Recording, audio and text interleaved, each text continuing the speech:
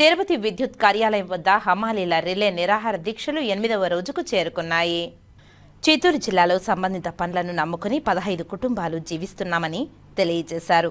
ఇప్పుడు బయట పనులను టెండర్ చేయాలంటున్నారని అన్నారు. కాబట్టి సొసైటీ పనులని హమాలీలకే ఇవ్వాలని కోరారు. మంత్రి నారా లోకేష్ స్పందించి తమకు న్యాయం చేయాలని ఈ సందర్భంగా వారు విజ్ఞప్తి చేశారు.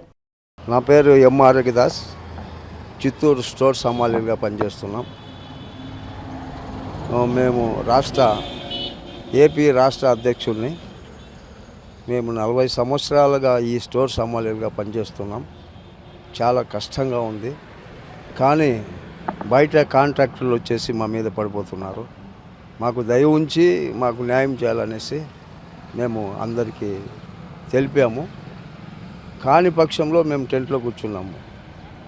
ఈ 40 సంవత్సరాల పైన పీసు రేటు పైన పనిచేస్తుంటే దీన్ని కూడా ఆధారపడి ఈ స్టోర్స్ హమాలీ పైన వచ్చి మేము కాంట్రాక్ట్ ఎత్తుకుంటాం అట్లా ఇట్లా అని చేస్తున్నారంటే మేమేం చేయాలో మాకు అర్థం లేదు.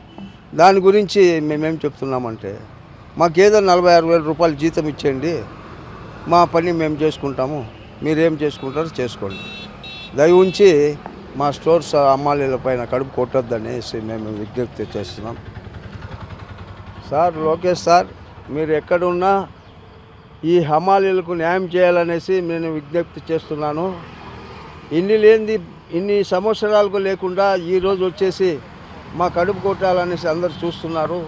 ఇది మీకు తగదు.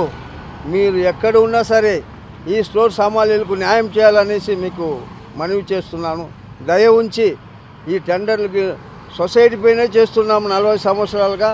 ఈరోజు వచ్చేసి నా కాంట్రాక్ట్ అనేసి చాలా బాధ పెడుతున్నారు.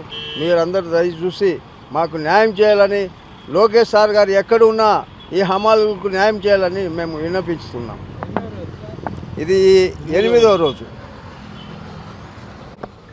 నా పేరు శ్రీనివాసరావు, ఏపీ స్టోర్స్ హమాలీస్ యూనియన్కి ట్రెజరీని విజయవాడ నుంచి వచ్చాము. ఈ రిలే నిరాహార దీక్షలో చేయడానికి ముఖ్య ఉద్దేశం, గత 40 సంవత్సరాల నుంచి మేము స్టోర్లో హమాలీ పని చేసుకున్నాం సండే.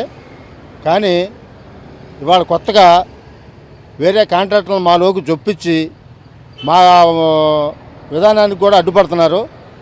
అందుకని మేము విన్నవించుకునేది ఒకటే, మాకు నెలవారీ వేతనం ఇచ్చి మా కుటుంబాలను రోడ్డును పడకుండా ఆదుకోవాలని విజ్ఞప్తి చేస్తూ సెలవు తీసుకుంటున్నాం.